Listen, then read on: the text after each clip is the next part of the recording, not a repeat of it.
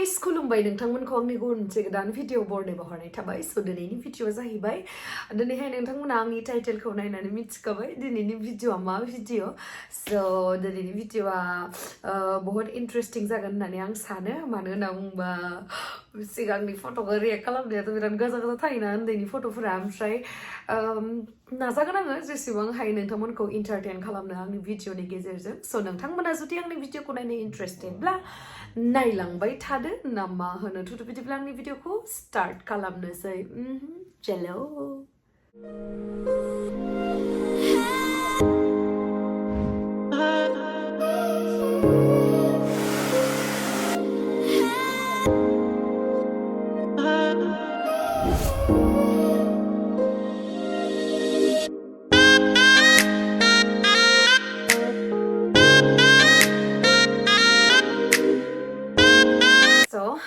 आङो आंनि माखासे जितु प्रेजेन्ट फट'सफोर बेखौ देखाया आरो आंनि लाइक उन्दैनिफ्राय डिग्रीसिमखौ देखायगोन आङो माने आं एक्ट्रेस नङिनि सिगांनि फट'सफोरखौ दिन्थिगोन आरो आङो माबायदिमोन बिराद लाजियो आङो नैबे एलबामावनो दङ गोदो उन्दैनि फट'फोरा ओमफ्राय माखासेयाना मानसिफ्रा माने आं बिराद दुखु मोनो आरोना माखासे मानसिफ्रा माने गोदो दाथ' बिदि नंला गोदो एलबामफोर नायनो बिबाथाय होयोमोन ओमफ्राय एलबाम नायनानै फट' मोजां नुबानो आं इखौ लांसै रे होननानै लांनानै मोजांबो दोनहैया खोमा न'आव गैया ओमफ्राय मालायनि फट'खौ लांनानै गैया खालामना होसिगोन गावसोरथ' मोजाङै दोनहैला ओमफ्राय जोंहा फट'आनो गैया जायो आरो ओमफ्राय फार्स्टआवनो आङो माबे फट'खौ नोंथांमोननो आं स्क्रिनावहाय दिन्थिगोन बाट आङो नैबेयावहाय नायनानै रिएक्ट खालामगोन आरो आं वीडियो खालामगासिनो नहीं तो मार डालेगा खून कर देगा तेरे को ओमफ्राय दिनैनि जितु फट' रिएक्शन बेयावहाय आंजों लोगोसे जोंहा टेक्लानिबो फट' थागोन मोननैसो जिहेतु सिगां उन्दैनि एलबामावहाय दंखायो नालाय ओमफ्राय जोंहा आब'निबो सिख्ला टाइमनिबो नुगोन आरो बेबायदि ओमफ्राय फार्स्टआवनो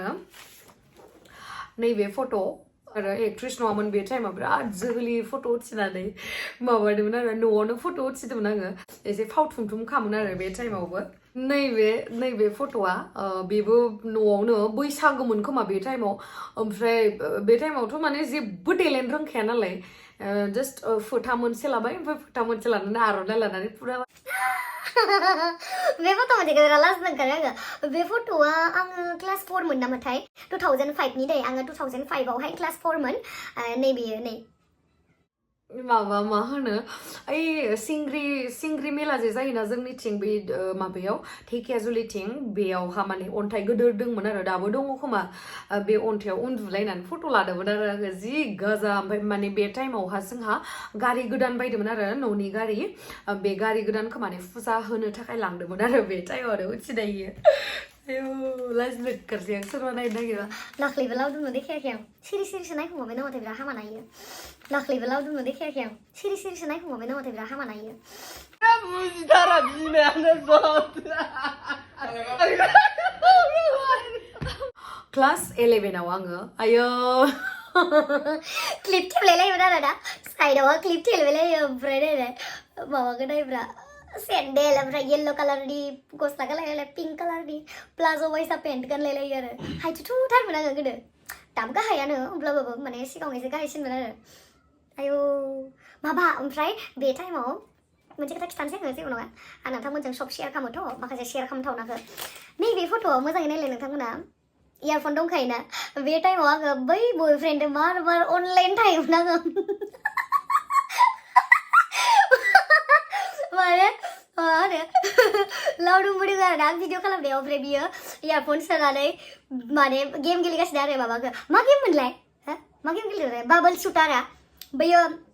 कालारजों मिलायनांगौ ना लादु लादु बाबोल जे थायो फेसबुकनि बेखौ गेलेबाय थादों इयारफन होनानै आरो ओमफ्राय उनावहा नाहरलायलायदो आरो अनलाइन थायोमोन होननायखाय आं खोनासंबाय दै नोंहालाय गोदोनिखौसो खिथादो दा माथो जादोंखाय बाहाय गोजानखै थांना खिथालायबाय नुबानो जायोना नों बेलेग रुमाव थांनो हाया नामा नै इयारफन लानायखौ नुदों ना नोंथांमोना इयारफनाव माने अनलाइन दङमोन आरो बार अनलाइन थायोमोन गाजाखालै नै बेयो जोंहा बाबादो आंदो बे सिंग्रि मा होनो सिंग्रि मन्दिरनि बे सिरि दङ ना जाय बिथांमोना धेकियाजुलिनि सिंग्रि मन्दिराव थांफेरबाय बिथांमोना मिथिगोन आरो नैबेखौ नैयावहा जोंहा बाबाजों आंजों आयौ जोंहा बाबाया बे टाइमाव जि हेल्दिमोन दासो बेमार जानानै बोरैबा रानथें जाबाय आरोना नैबेयो जाहैबाय माबायाव मा होनो उदालगुरियावहा आङो डिग्री फरायनाय टाइमाव आरो जि जोहोलिखामोनलै आं गोदोनिफ्रायनो लिपस्टिक लागायलायनानै एखेबारे ओमफ्राय काजलदो मामा फोनोमोन मिथिबायना आङो बे टाइमावहा पन्स माबा फोनसिगोन फार्स्टआवहा फेयार लाभलिया 10 थाखा लायोमोन बे टाइमाव फेयार लाभलि फोनसिगोन पन्स पाउडार फोनसिगोन बै वाइट पिंक कालारनि जे 10 थाखानि मोनो बेखौ ओमफ्राय उनावहा मोनसे आइब्र' पेन्सिल मोनोना बेखौ माने गाहायावसो लायोमोन आरो मेगनाव ओमफ्राय आइब्र'आथ' आंना बारा गैखाया आइब्र'आ बिदिनो थासिगोन बिराद फुरगेवगेव ओमफ्राय रियेलाव इसेबां गाज्रि नुवामोन आरो आइब्र'खौ माने दंनाया खिन्थु आंना एसे माने ब्लेक नङा आरो ब्राउन कालार टाइपनि ओमफ्राय फट'आवथ' नुस्रायामोन माने रियेलावथ' नुयोमोन देसुन ओमफ्राय लिपस्टिकखौ गोजा नङाबा पिंक कालारल' लायोमोन आं बेलेक कालार लायोमोन आरो बिराद जोहोलिलै ओमफ्राय नेक्स्ट फट'आ आङो माबायाव डिग्री फरायनाय टाइमावथ' बारा सालवार गानामोन खिन्थु 11-12आवहा गानदोंमोन आरो 11-12आव गानदोंमोन ओमफ्राय क्लास 10आव गानदोंमोन टिउसनफोर थांबाथाय बिदिनो कुर्ताफोर गाननो थाङोमोन आरो गोदो लंपेन्टखौ बिदिनो माहाबा थांबाल' बिदि गानोमोन खिन्थु टिउसनफोराव बांसिनानो कुर्ता सालवार बिदि गानलाङोमोन आरो नै आं टिउसन थांनाय टाइमनि आरो आं क्लास 10 मोन नामाथाय बे टाइमाव क्लास 10आवहा आङो अराङावहा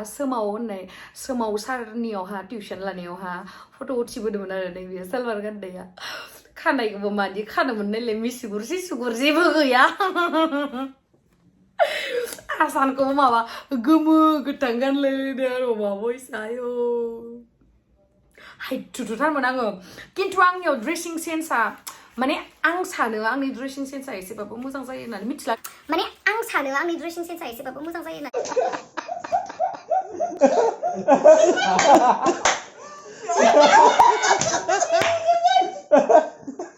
मिथिला नोंथांमोना कमेन्ट सेक्सनाव खिथाहरदो जेनेबा आं एसे मेचिं खालामनानै गाननो मोजां मोनो आरो बिराद जोहोलिमोनलै आङो बियो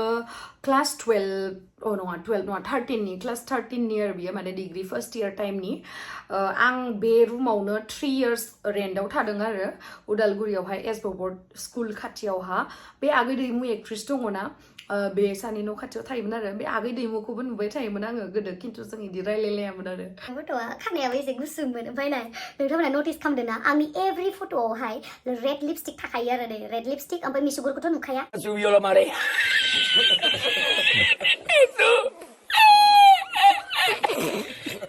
मिसुगुरखौथ' थैनोबो फट'आव नुवा ओमफ्राय काजल बेरगावगाव ओमफ्राय क्लिपाथ' थाखागोन फारसेथिं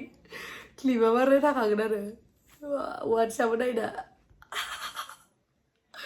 जि गाजालै गोदोनिसोलै दानि नङा गोदोसोमोन सना दा नङा नोंनियाबोसो गोदो दंमोन दा आं नोंनिखौ मायबा होनदो नोंनि दिनावलाय फनानो गैयामोन लेबा फन लांनो लेहा फनानो गैयामोनबा साइकेलजोंसो क'क्राझार थाङोमोनबा ओमफ्राय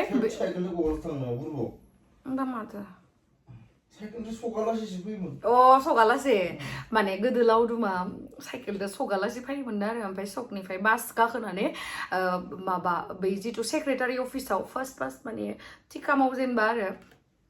कन्ट्रेक्टफोरखौ लाहैबाथाय माने साइकेलजों थांनानै सकआव थांसिगोन फुङावनो खैथा बाजियाव थाङोमोन होनदो 4टा 5टायाव ओमफ्राय उनावहा क'क्राझार थांसिगोन आरो ओमफ्राय नैबे फट'आथ' आं गैया नैबेयो जोंहा बाबाया नैबेयो गेजेरनिया बे टाइमाव जोंहा बाबाया ना बेंकनि केशियार मावोमोन आरो बे टाइमाव जोंहा बाबाया बिजनेसखौ दोनथ'बायमोन गारिखौ जास्ट भाराल' होयोमोन आरो ओमफ्राय बे टाइमावबो बिराद हेल्दिमोन बाबाया माने प्राइभेट बेंक माथो गभर्नमेन्ट बेंकआव मोनगोनबा बाबाया माथो मा कमार्सआव फरायनाय बेंकनि लाइन फरायनाय जानांगोन जा बाबायाथ' माबासोना आन्डार मेट्रिक्सना माने मेट्रिक एग्जामखौ होनो मोनासै मोननैल' साबजेक्ट होनानै होनो मोनासै बहुत स्ट'रि दङ इयावबो बुंनांगौबा भिडिअ'आनो जोबनाय नङा बे टाइमाव आरो बाबाया जि हेल्दिमोन नैबेबो डिग्री फार्स्ट इयारनिनो आरो बेयावबो same red lipstick red clip ओमफ्राय रेड ब्लाउज दख'नाया मा कालारका मुगा कालारनि जि गाजा आरो न' आयौ साइजनो दाबो साइज नङा खिन्थु माने बे टाइमाव खिन्थु फिगारा एसे स्लिम जाहाबायमोन आरो आंथ' उन्दैनिफ्रायनो रानथें नङा माने उन्दैयाव बाङाय रानथेङानो अब्लाबो एसे बाबलि टाइपनि आरो एसे माने एसे लथबखा आरो मा होनगोन बेखौ एसे लदादाखा बेबो डिग्री फर्स्ट इयारावनो आं रेन्ट थानाय रुमावनो आरो मादोंमोन आखायाव नुदोंना आखायाव इखौबो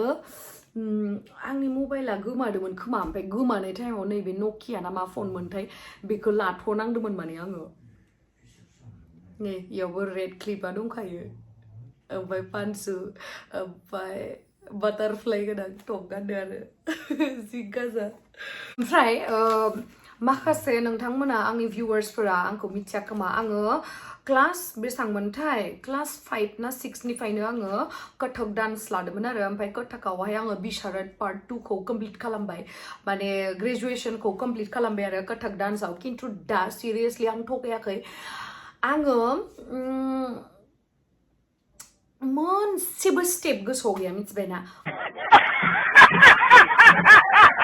खालि इखौल' गोसोआव दोङो धा धिन धिन धा ना नङा धा धिन धिन ता गोसोआव गैला मिथिबायना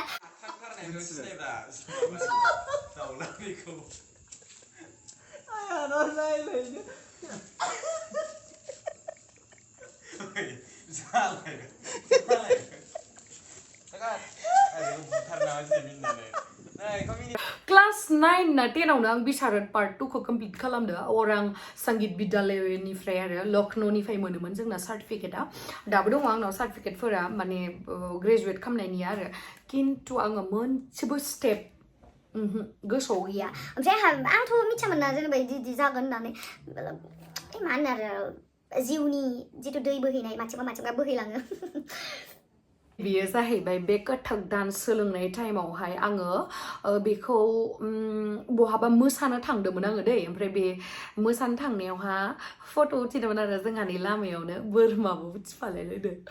ओमफ्राय नै दख'नाखौनो माने आङो बे सारेगामानि जिथु माने सारिफोर गानोना बेबायदि स्टाइलावहाय गानदोंमोन आरो जि मिन्थावना ओमफ्राय नैबे मोनसे फट'खौ नायनानै नोंथांमोना गाज्रि साननाङा मानो होनना बुङोबा जोंहानि जिथु जायगा ना जोंहाल'सो बर'खा नालाय ओमफ्राय जोंहानि न' खाथिफोरनियाथ' सब बेंगलि हारसा उरिया आदिबासि बेबायदि दङ नालाय ओमफ्राय बिथांमोननि हाबा जानो थांबाथाय माने मेख्ला सादर गानलांदोंमोन आरो ओमफ्राय नै मेख्ला सादर गाननानै फट' लादोंमोन बे टाइमाव आं एसे लथब जाबायमोन दै बेयो आं डिग्री फार्स्ट इयारनिमोन नामाथाय डिग्री फार्स्ट इयार नङा क्लास 12 फोर मोनदां क्लास 12 नि नै लदादामोन आरो बाङाय दा आङो सोरनि फट' देखायनो नागिरदों मिथिबायना जोंहा टेक्लानि नों मा पिक बुखुबाय थादोंलै भिडिअ खालामनायाव ओमफ्राय नै बेयो जाहैबाय जोंहा टेक्लाखौ दा उन्दैयाव बे हिन्जावसादो बियो जोंनि गामिनिनो आरो माने बेंनाबारि गामिनि जुनु होननाय सासे हिन्जावसा बिराद फरायनायाव बिराद गोरों आरो मानसिया बिराद समायना आरो ओमफ्राय बिराद दलरबो गथ'आ बिराद मोजां ओमफ्राय जोंहा टेक्लाया नै बेदो फट' उथिनाय दङ नालाय बे फट'खौ मार एदावोमोन आं आरे टेक्ला नोंखौ बिदिनो हाबा होनसै दे होननानै जि टेक्लाया रागा जोंसोयोमोन आरो उन्दैयाव नायलाय जोंहा टेक्लाया माबा फैसामोन एकदम आं बे फट' लानायखौ गोसोआवनो गैया आरो जोंहा आब'आ बे टाइमाव हाबा जायाखैमोन जोंहा टेक्लानि फट'खौ नायना टेक्लाया आंखौ बे रिएक्सन भिडिअ खालामनो होनना मिथिया दै ओमफ्राय आं नै होना होदो आरो नायलाय जोंहा टेक्लाखौ नायलाय टिक्लिक्लि दायो जोंहा मामा गोजा दख'ना गानदो जोंहा टेक्लाया अन्थ'थ' नायलाय मेथाइबो लालायदो आखायाव आयौ आं मिनिनानै थैनोसै मिथिबाय दा बे फट'आवहा आं थगायाखै दै गड प्रमिस आंनि फट'नि उनथिंहाय नै आंनि हेन्ड राइटिं दङ बेसांनि मिस गेमस्रि दैमारि बिष्णुराभा बड' एमइ school class 6 roll number 2 section A year 2007 माने 2007 आव आं क्लास 6 मोन आरो नै आंनि हेन्ड राइटिंखौ नायलाय आयो मिनिनानै थैनोसै आं दाउस्रि गादलानाया ओमफ्राय लकेल दाउफोरा खिनानै बोरै आथिंजों एरलायो बेबायदि आंनि हेन्ड राइटिंआ नायलाय आयौ 2007 नि थैगोनसो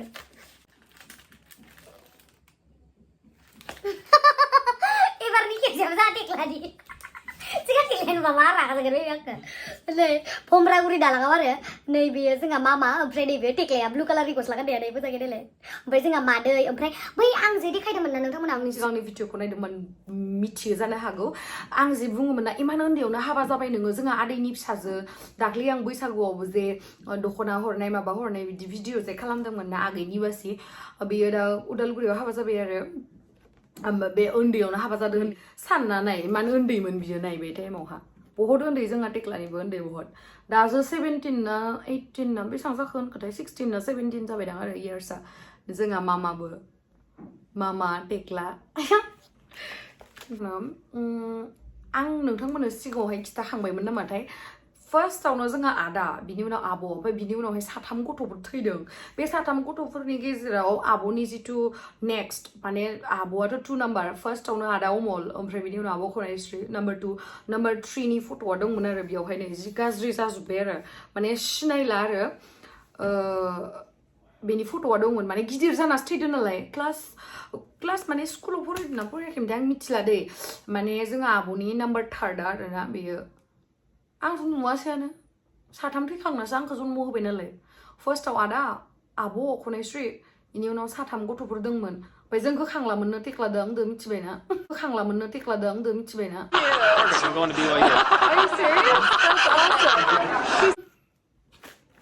ओमफ्राय उनाव गोदोनि मानसिफ्राथ' सासे सानै गथ'फोरजों साफिसियेन्ट जाया माने सेटिसफाइड जायाना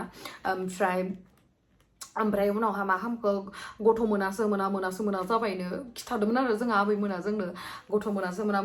जाबायनो ओमफ्राय जनायथिं ना सिमेन्ट सापरि ना मा होनो मोनसे गिदिर मन्दिर दङनो आरो बेयावहा हाथि साथि थालायनो हाथि माने मैदेर सैदेर गोनांलाय मन्दिर दङनो आरो बिराद ताला बिदि गाखोलांनांगौ सोरबाफोर जुदि सानजाथिंनि दङबा मिथिगोन आंथ' मिथिला नामखौ मा नाममोन बे मन्दिराव लायनो थांनानै फुजा गिदिर होनासो लायनो जोंखौ मोनदोनो इस ओमफ्राय मालबा होनो आङो मानो अनाखै नोंसोरो आंखौ हले भगबानाव बिनासो मोनदो दे नङाबाथाय भगबाननो खिथाना होना माइबा जागोन होनना लुगैयो आरो ओमफ्राय दे जेबो नङा दे माने इमोसनेल ब्लेकमेलिं खालामदोंमोन आं তোমার কথা ভাবিলে মন কার কথা ভাবাবে মই থাকো দে ओमफ्राय नैबे फट'आबो आं डिग्रियाव फरायबा आरो बे टाइमाव आं एक्ट्रेस नङा दाबोथ' कनसा एक्ट्रेस नों उदालगुरि कलेजाव लोगो हमैनो आंखौ होमबा आंलाय नुफेराखै दस्रा इसिखौ नालाय गरमथार बा मेस्ते हामा मानसिलाय बाबल सुटार गेलेनानै इसिखौ अन खालामनो हाया नामा हिजाबाबो उथि इदि गेले उथि थाखाय सुइचखौल' अन खालामनो थांना भिडिअ खालामनानै गरम जाबाय थांना थां सना थां दलबि सना थांना प्लिज हसा होनदोलै केमस्ट्रिया मायबा होननायाव नों मानियालासिनो थानो हायो नामा मार दालेगा ओमफ्राय नैबे स्टरबो जालायदोंमोन आंहा ओमफ्राय नैबे फट'आ जाहैबाय आङो क्लास 11 मोन माने फार्स्ट आङो कलेजाव थांजेनदोंमोन आरो नैबेयो येल्लो कालारनि दख'ना गानदोंमोन आं दाबो दङ बे दख'नाया दे येल्लो कालार नाय आं नोंथांमोनखौ मा होनदों आं सिगांनिफ्रायनो एसे मेचिं बुस्थुफोर गानना मोजां मोनो येल्लो कालारनि माबा गानदोंमोन आङो पान्सु ओमफ्राय नै दख'नाया बेबायदि आरो ओमफ्राय ना जोंनि बे टाइमावहाय जों जेब्लानोखि फार्स्ट कलेजाव थांजेनदोंमोन बे टाइमावहा ना बिराद इमो स्टाइल सोलिदोंमोन दै जाय बिथांमोना आंनो समान बिथांमोना मिथिगोन जोंनि टाइमाव बिराद ट्रेन्डिंमोन आरो इमो स्टाइल माखौ होनो माखासेया मिथिया खोमा बिथांमोनखौ आङो बुंना होनो नैबेखौनो होनो इमो स्टाइल माने मा होनो खानायखौ बेबायदि साइडआव लानानै पुरा मेगन फारसेखौ होथेनायखौ आरो ना नै नायलाय बेयावबो एगेन आङो रेड कालारनि क्लिप लादों साइडआवहाय ओमफ्राय नै इमो गार्ल या जि गाजाले आयो मिनिट जंखासै आङो ओमफ्राय नै बे टाइमावहाय आङो जि स्लिम जादोंमोन आरो नैबेयावहाय ब्रेकआप सेकआप जादोंमोन नामाथाय सिन्थादो स्लिम जादोंमोन आरो नैयाव दावदै दोनजालायलायदो दा मावा फिसालाय लागोन आरो बिउटि बनसो होनो दे बिदिखौ दा नै नाम'नि सानानो गैया बिउटि बननि बिउटि बननिनो बे टाइमाव नै रेड लिपस्टिकआथ' थाखायो काजला थाखायो ओमफ्राय नै आङो डिग्रि डिग्री सेकेन्ड इयारफोरनिफ्रायसो आंनि आइब्रसखौ द्र खालामनो रोंदों आरो नैबेयावहा एसे दंमोन सोरो आङो आंखौ नुवाखै इनिफ्रायनो अनलाइन क्लास बायदिसो लायबाय ओमफ्राय ओइ माबा सायावहा ब्लेजारखौ गानबाय ओइ हेलौ सार गुड मर्निं होननानै बुंनाय बायसा आरोना आंखौबोथ' नोंथांमोनाथ' गोजौथिंल'सो नुयोना गाहायथिंथ' नुवाना ओमफ्राय नैबे मोनसेयाबो मेख्ला सादर गानदोंमोन आङो जोंहा खाथिनि बायद'नि हाबा दङमोन बे टाइमावबो एसे ब्रेकआप जादोंमोन ना माब्रा आंहा बे टाइमावलाय नायलाय लावदुम रानथेंथेंमोन बे टाइमाव माला बिदि जाफिननो हागोन आंलाय इ टाइमाव बाङाय बालेंलेंमोन बेबायदि नङामोन गेमस्रि दैमारिया एसे बालेंलें लावगिगिमोन दालाय माबा आलु बस्ताना जोगोनार जाग्राखायनो जोगोनार बायसा नामाथाय काका माथो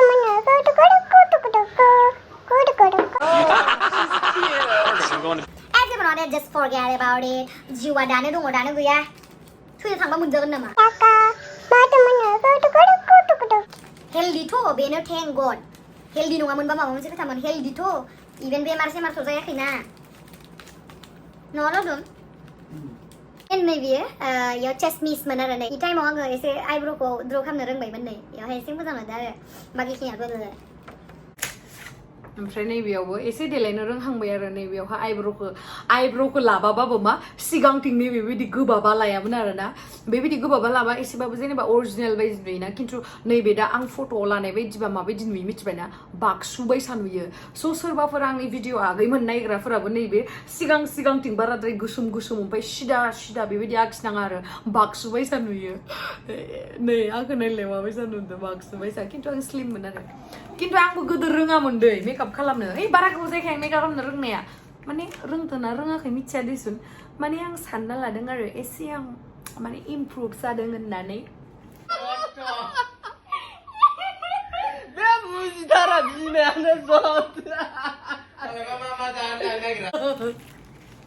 ओमफ्राय नोंथांमोना आंनि माखासे फट'फोरखौ फेसबुकाव नुखाबाय जानांगौ फेसबुकाव आपल'ड खालामनाय दंखायोमोन नै बेफोरो बे टाइमावबो नायलाय आंनि मिसुफोरखौ बाक्सुआनोसै आरो सिगांथिं नायलाय गोसोम सिदा सोरनिबा मिसुफोरा बिदि थायो नामा बाक्सु बायसा खिन्थु बे टाइमाव आं एसे स्लिममोन आखाइफोराबो फिसासामोन दा माबा WWE गेलेग्रानि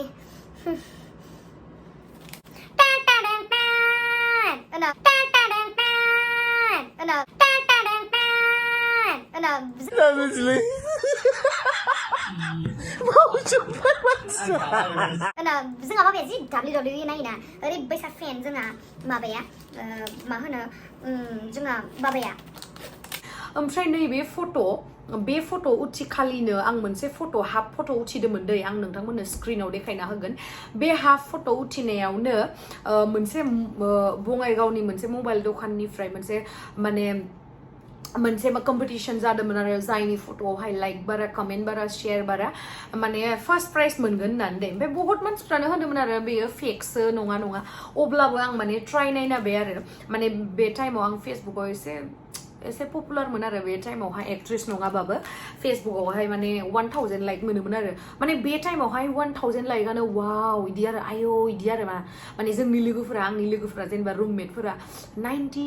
50 100 इदिल' लाइक मोनो होमबा नों बेफोरनि गेजेराव 1000 लाइक मोनोबा एसेबाबो स्पेशल फिल जायोना जेनेबा बेबायदिमोन आरो आङो 1000 जो इदि लाइक मोनोमोन आरो मिनिथावनासो ओमफ्राय उनावहा आंखौ लोगोफोराबो होनबाय आरो दे होमबालाय नोङो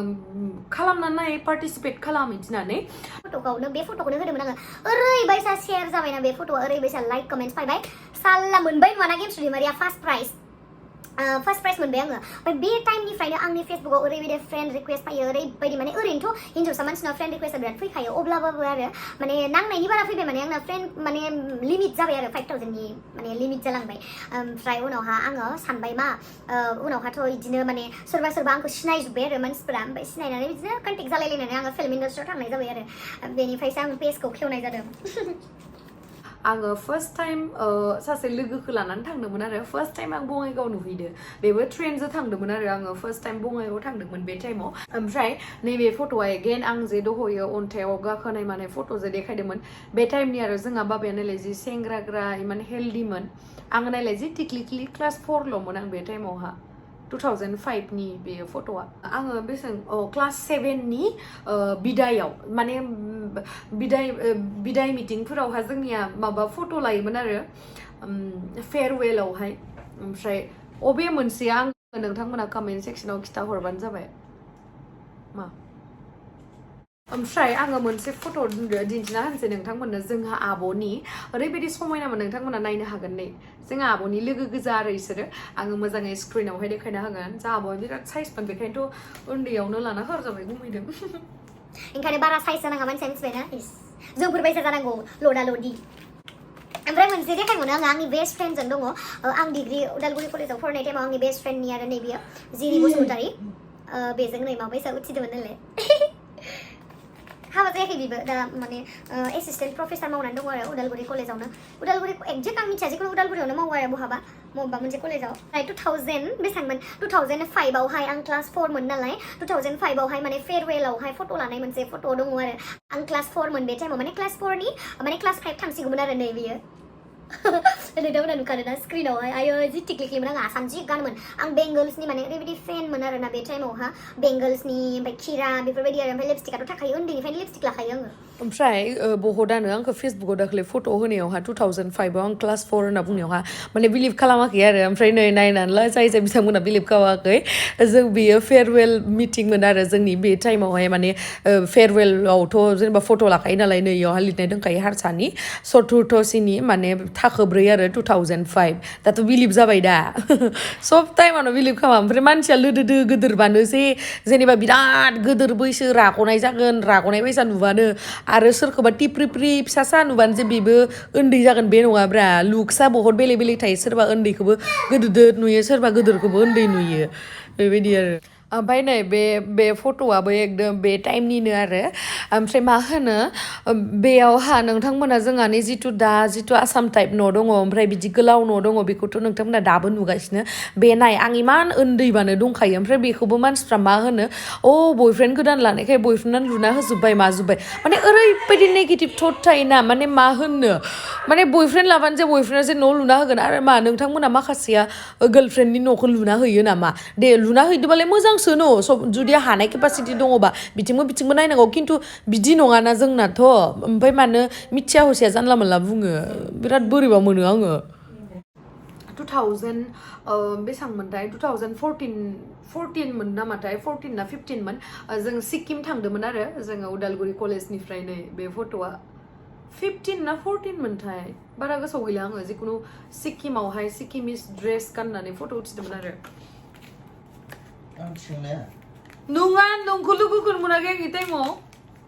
आंनिया बेलेगसोमोन बे टाइमाव बयफ्रेन्डआनो नोंहा बोसोर लायोनो गोदोनिया गोदोनि मिथिबाय पास्ट इज पास्ट मिथिबाय इट्स नेभार काम ओंखायनो जास्ट फरगेट अबाउट इट नै दोहैयो आंनि सिगाङावहा बाबल शुटारसो गेलेबाय थादोंमोन मिथिबाय ना मा खेला होनो बेखौलाय मालाय बिलाय मा बिलाय मा खेला इलाय माबा गेस्ट माबि सोर सासेया नोङो तिन पार्टि नै आं सिया बा धनमेन रसु नामालाय फट'आलाय नायगासिनो सोरबा नै तिन पार्टि ओमफ्राय माबैसा गेलेयो 100 बारायबायानो नुवाखै ओइलाय 300 जाबाय ओइ हिनजावसा नामा मालिकलै मालिकसो रानग्रा आयौ आं हाल्लासो